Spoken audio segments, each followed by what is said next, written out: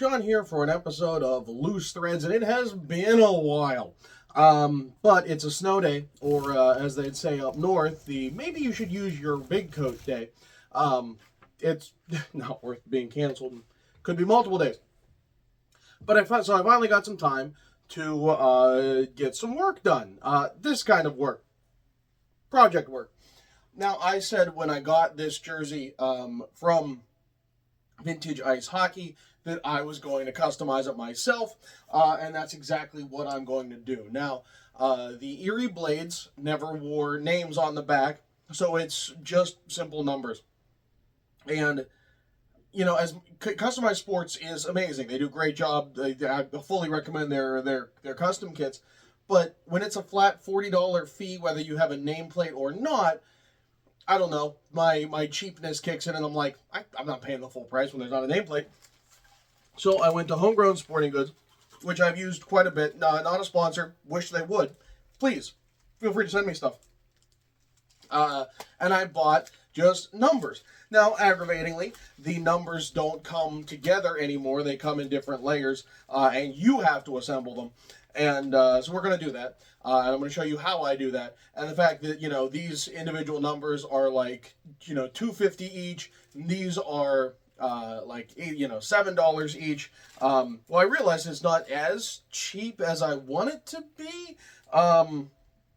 Slightly better than customized, but I don't know. I feel like this might be the first and last time I do a big project this way, simply because, like, it adds up. It adds up quickly, and if you're going to do multiple layers, you're probably better to go to Customized Sports, because then you don't have to assemble, you don't have to trim, etc. But for now, it works. And if you just have single layer numbers, it's way cheaper. But I'm rambling. Let's start putting these things together.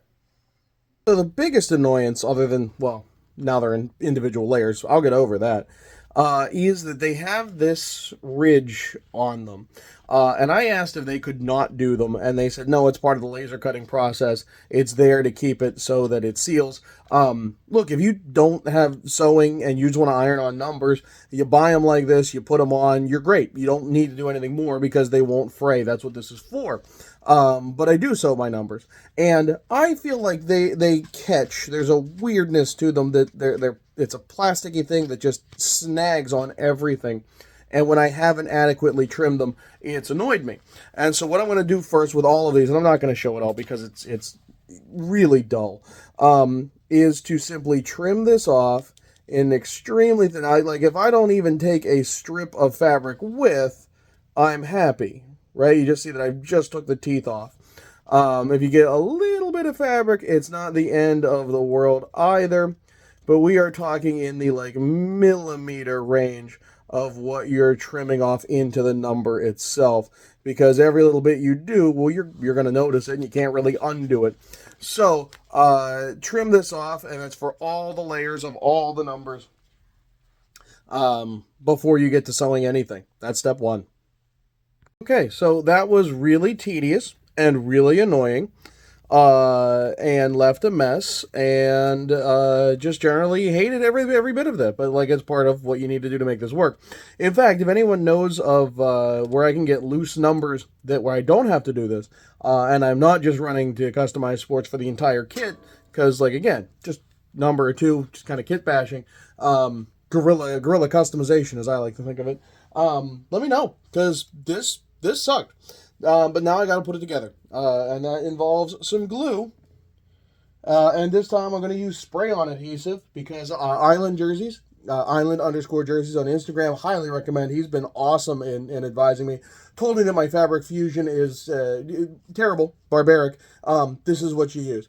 This temporary spray-on adhesive will wash off, so if you have any that's going stray, it's fine, and this is what the pros use. So I'm going to do that, and I got it off Amazon, and nice and easy. But again, if you know any better number customization places, I'm listening, because there's a lot of shady ones out there. I've already learned better than to, like, you know, put anything with PayPal on stuff like that. But, like, there's got to be a better way. So I haven't actually mentioned, this is going to be number 14, Val James, the first African-American hockey player to make it to the NHL. You probably are thinking, wait, what about Willie O'Ree? Willie O'Ree was Canadian. So, American-born. Okay, so we spray that on, probably too much. And just kind of have to eyeball it. Yup.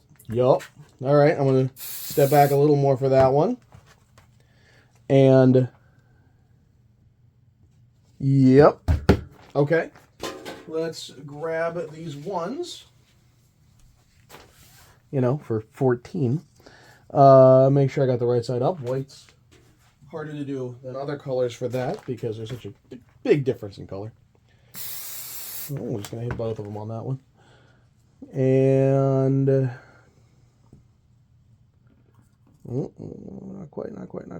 Don't rush. Okay. And...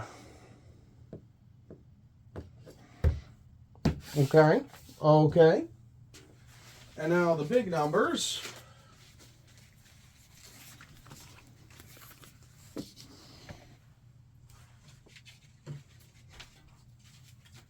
Let's start with the 4.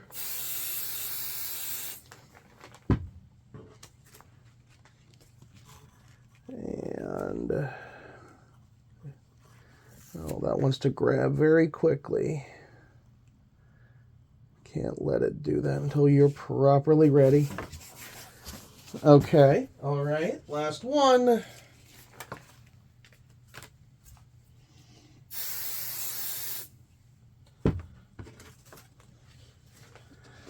And, oh, no.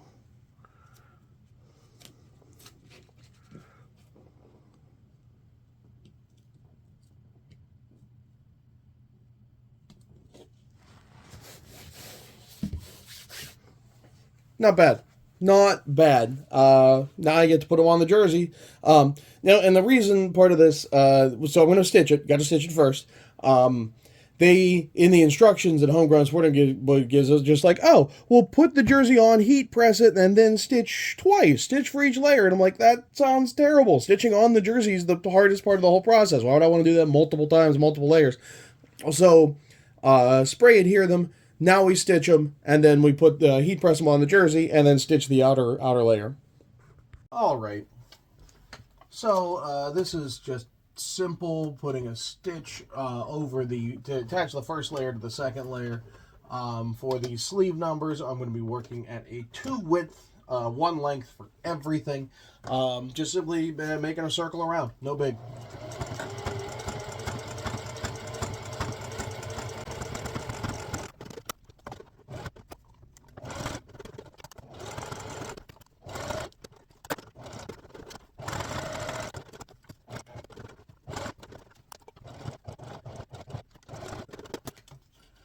All right, that's one.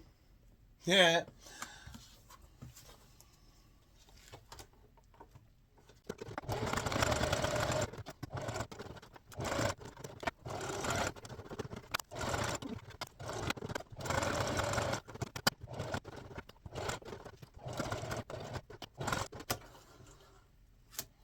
There's one.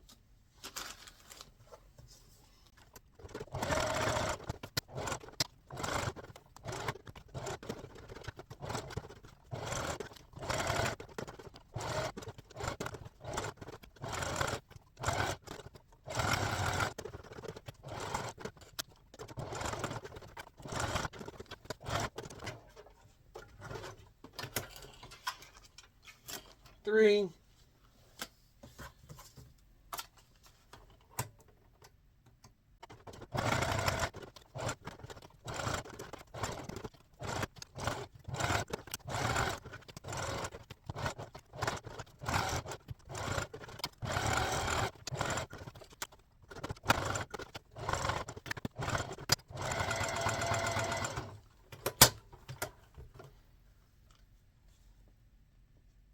And the bobbin ran out for all of that. Ah! Alright, well, at least it's only that. Do I have another bobbin of black that's just been sticking around? It's navy. No, all name. Womp womp. All right.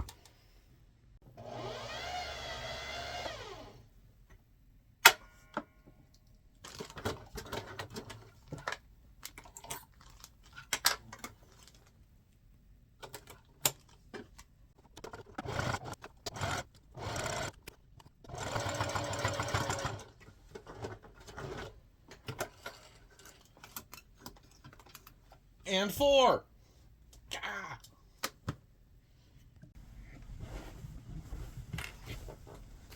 For the bigger numbers, we widen our width to 3. They're chunkier and therefore need it.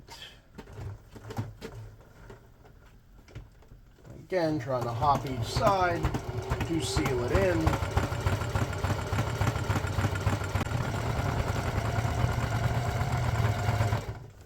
Okay, that was pretty satisfying.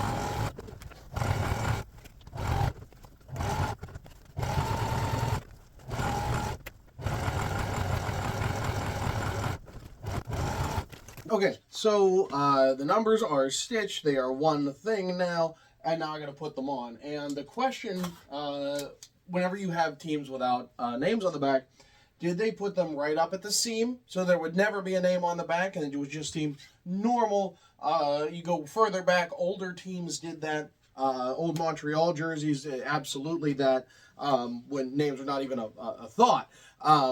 But the Erie Blades came much later. And so a lot of teams would make it so that it would be the same height if you could put a name if you wanted, even if they never did.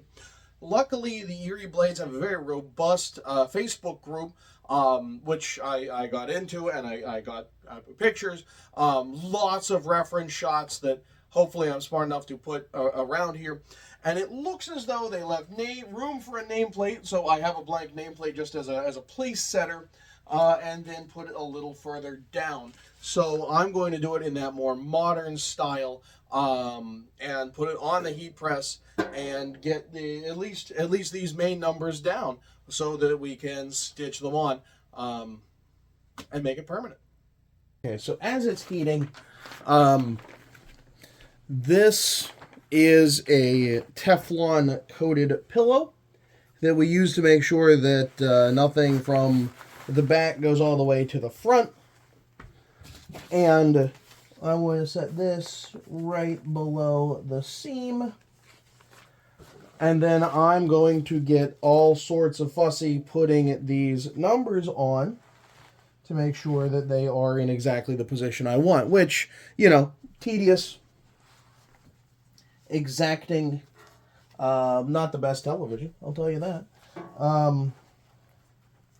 And the whole trick is going to be, because there's only so much room back here to get this right and then slide it up. And this is the biggest press I could get without getting ridiculously expensive. The settings, by the way, is going to be 280 for 25 seconds. And so I want to get these high enough, and I want to have it so that I'm actually going to touch, because it's not like there's ever going to be a nameplate here, right? Where's my ruler? And so you do a lot of measuring using the seam. 4.5, 4.5.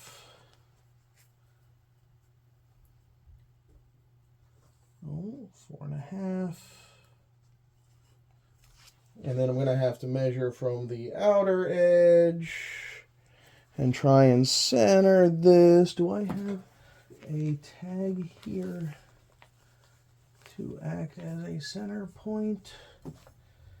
And with the number 14, it doesn't exactly help because it's by no means symmetrical. And then from the bottom, there's a whole lot of like, you can measure all you want, but in the end, you just got to eyeball it, don't you? Well, that ain't, yeah, that's certainly not right.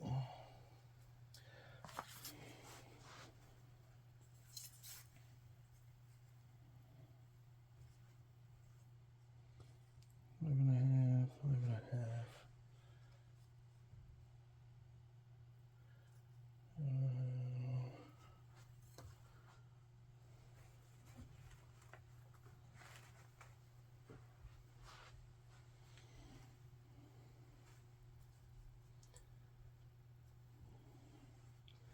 I mean, this is why APS makes the big money, right? That's why they can charge $80 a jersey. I wonder if there's any kind of guidelines or guides you can use to just do this much easier.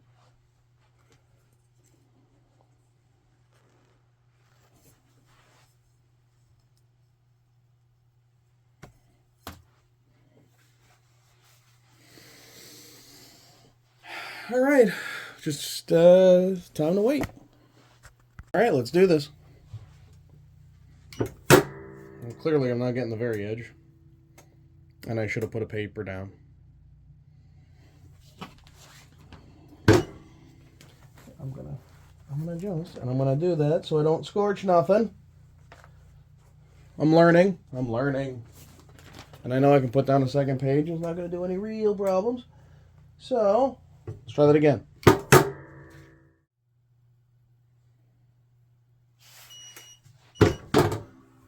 Okay. Well, it's definitely down. Let's give that a second and get it on the sewing machine.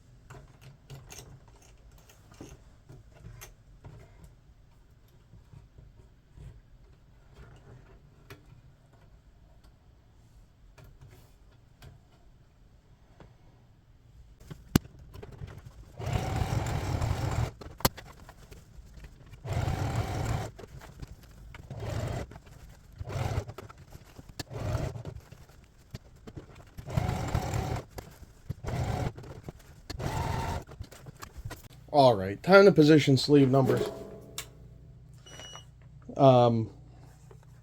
There is a seam, or a fold, I guess, naturally in the jersey, so I'm going to absolutely use that.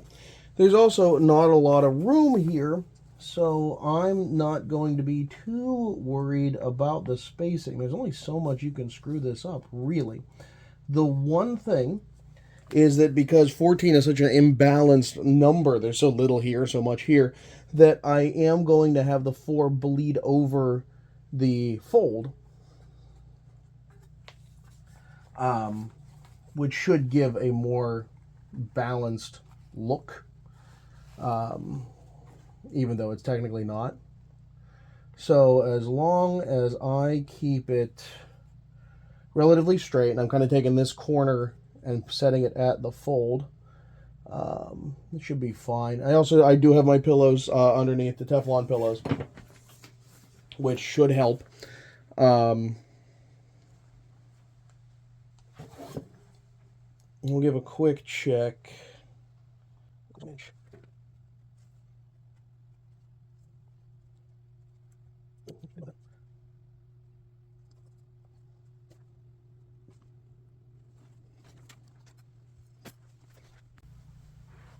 All right, finally a temp.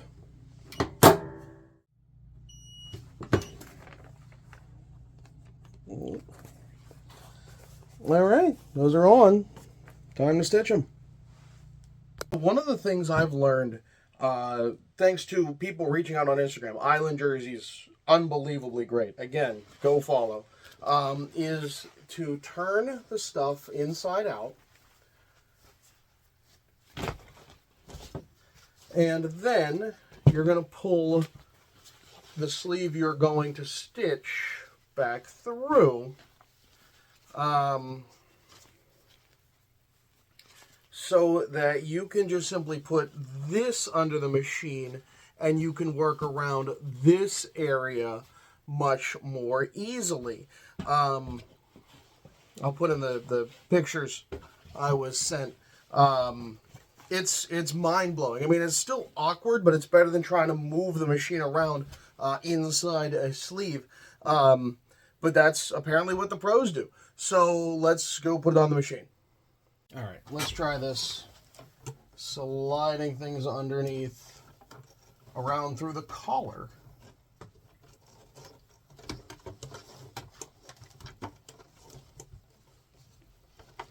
Shrink it down to a 2.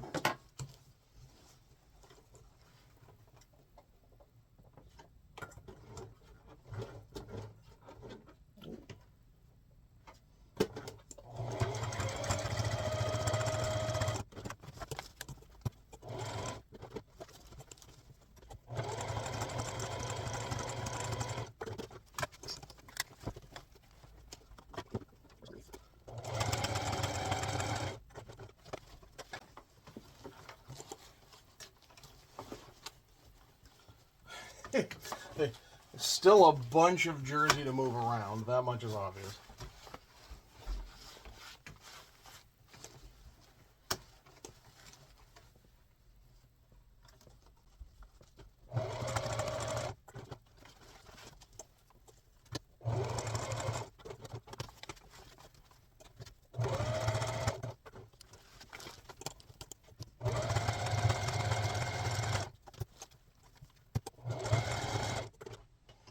All right, now let's move over to the other number.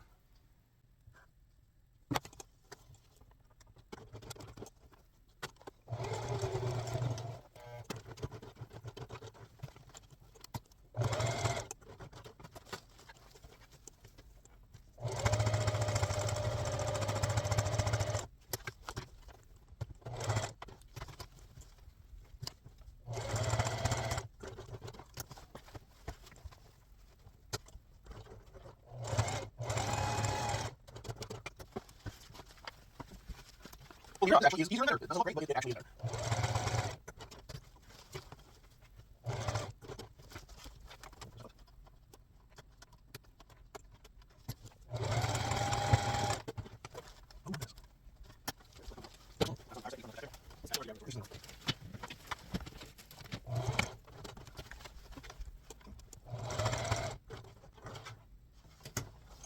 Okay, that's one.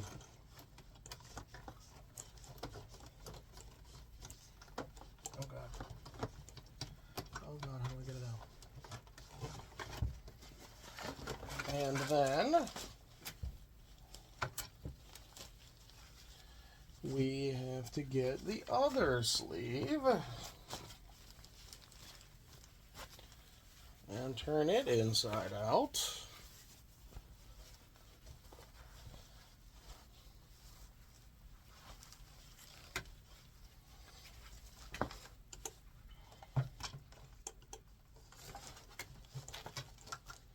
And you just kind of move the collar past, and yeah.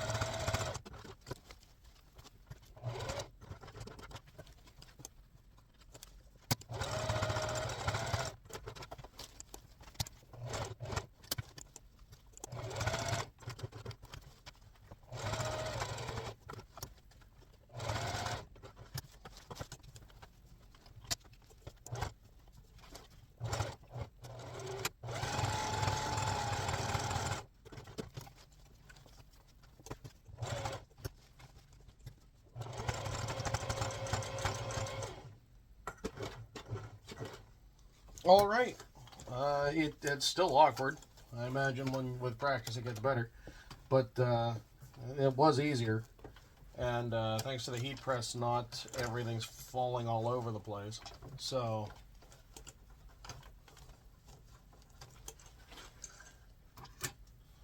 all right. Let's try the right side out and take a look at it.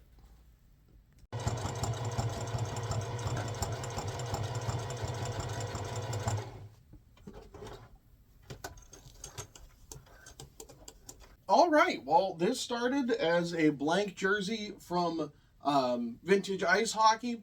Now I have Val James on it, and he played in that game against the Soviet Union. So this has been a fantastic jersey to work with. Very happy with how this turned out. It looks just like the real thing, and I did it for about 25 bucks. So I'd say that's a real win. That's how this is supposed to be, and I love it. So, I'm John for Phil and Trems. Join me on another edition of Loose Threads next time I actually get some time to do this kind of thing.